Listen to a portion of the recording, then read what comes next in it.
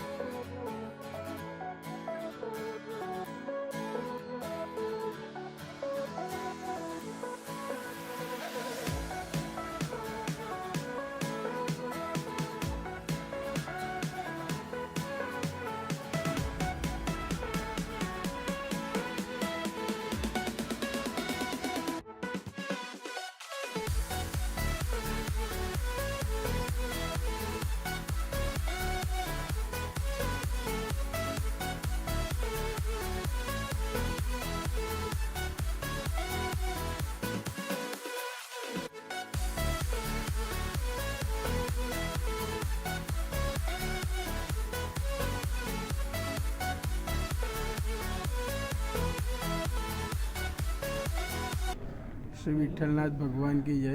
આવતીકાલે દેવપુરી એકાદશી નિમિત્તે શ્રી વિઠ્ઠલનાથજી ભગવાનનો 215મો વરઘોડો શહેરના રાજમાર્ગો પર ભક્તોને દર્શન આપવા નીકળશે. આ વરઘોડામાં વર્ષોની પરંપરા મુજબ ગાયકવાડ પરિવાર પૂજન અર્ચન આરતી કરે છે, ત્યારબાદ વરઘોડાને પ્રસ્થાન કરાવે છે. તો આવતીકાલે રાજવી પરિવારના સભ્યો પધારશે અહીં અને પૂજન અર્ચન કરશે. ત્યારબાદ વરઘોડો શહેરના રાજમાર્ગો પર દર્શન આપવા નીકળશે. આવતીકાલે તહેવાર બે ભેગા થતા હોવાને કારણે વર્ષોથી પોલીસ બંદોબસ્ત આપણને દરેક કાર્યમાં પોલીસ વિભાગ દ્વારા મળે છે. એ કરફ્યુ હોય કે કોરોના કાળ ગયો હોય કે ગમે તે પરિસ્થિતિમાં.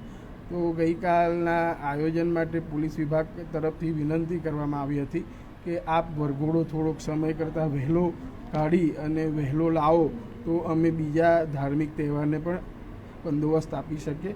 તો એને ધ્યાનમાં રાખીને વિઠ્ઠલ મંદિર પરિવાર અને દેવસ્થાન ટ્રસ્ટે આવતીકાલે વરઘોડો એક્ઝેક્ટ 9 વાગે મંદિરમાંથી પ્રસ્થાન થશે. 8:30 રાજવી પરિવારના લોકો આવશે, પૂજન અર્ચનને આરતી કરશે. આ વરઘોડો બપોરે 12:30 કેદારેશ્વર મહાદેવ પહોંચી જશે. ત્યાં હરિહર ભેટ થશે. પૂજન અર્ચન આરતી બાદ 1:30 વાગે નીકળી લગભગ બપોરે 3 થી 3:30ની વચ્ચે વરઘોડો નિજ મંદિરમાં પરત આવશે. તો આ સદર વરઘોડામાં ભાવિક ભક્તોને આવવા માટે ભાવભર્યું આમંત્રણ છે અને પોલીસ વિભાગ દ્વારા અને દેવસ્થાન ટ્રસ્ટ દ્વારા જે આ વ્યવસ્થા કરવામાં આવી છે, વરઘોડો થોડો વહેલો લાવવામાં આવી રહ્યો છે. તો દરેક ભક્તોએ સાથ સહકાર આપવો અને શાંતિથી દર્શન કરવા કે જેથી કરીને પોલીસ વિભાગને પણ કોઈ તકલીફ પડે નહીં અને મંદિરના આયોજકોને પણ કોઈ તકલીફ પડે નહીં. આવતીકાલે દર્શનનો શું ક્રમ છે? આવતીકાલે મંગળા આરતી સવારે 3 વાગે થશે, શણગાર આરતી સવારે 6 વાગે થશે, રાજભોગ આરતી 7 વાગે થશે. ત્યારબાદ 7 થી 8:30 સુધી ભક્તોને ભગવાનના ચરણ સ્પર્શ કરીને ચાંદલો કરવા દેવામાં આવશે. 8:30 રાજવી પરિવાર આવશે, ત્યારબાદ એમના હાથે પૂજન અર્ચન આરતીનો ક્રમ થશે અને 9 વાગે વરઘોડો મંદિરમાંથી પ્રસ્થાન કરવામાં આવશે. વરઘોડાના સમય દરમિયાન વિઠ્ઠલ મંદિરમાં ભગવાનના દર્શન ખુલ્લા રહેશે અને સાંજે શયન આરતી 8 વાગે થશે. તો દરેક ભક્તોએ દર્શનનો લાભ લેવો, વરઘોડામાં જોડાવું અને પોલીસ વિભાગને તેમજ મંદિરના આયોજકોને સાથ સહકાર આપો. એક અંતિમ સવાલ, તૈયારીઓ કયા પ્રકારની છે? તૈયારી એ રીતની છે કે આ વર્ષે આપણો દેવપુરી એકાદશીએ ચાંદીનો રથ નીકળતો હોય છે. જે રથ આખો ફોલ્ડિંગ છે, જે મેડ ઇન ઇંગ્લેન્ડ છે, તે રથ ગઈકાલે આપણે બહાર કાઢી એને સ્વચ્છ કરી અને ફિટ કરી દીધો છે અને આવતીકાલે સવારે એ જ રથમાં બેસી ને ભગવાન નગરચર્યાએ નીકળશે.